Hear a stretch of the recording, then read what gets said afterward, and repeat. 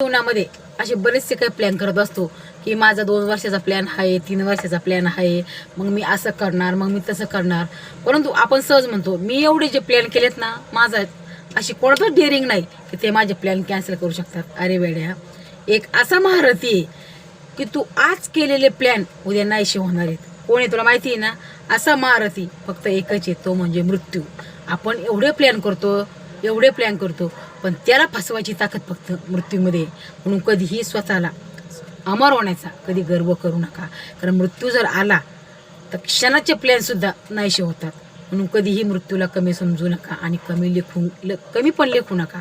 स्वतः असं एक दिवस आहे ना, पुढचा प्लॅन करण्यापेक्षा आजचा दिवस आपला कसा आनंदात जाईल, कसा आपण हसत मुख राहू याचा नक्की विचार करा. कारण हेच कर्म तुमच्या संग येणार आहे.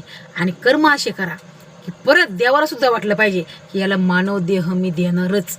असं जर तुम्ही वागले ना, नक्कीच तुम्हाला मानव देह भेटणार आहे. परंतु त्यासाठी आपलं कर्म तर चांगले करायला पाहिजे ना. म्हणून मृत्यूशी कधीही खेळू नका आणि कमी पण लेखू नका.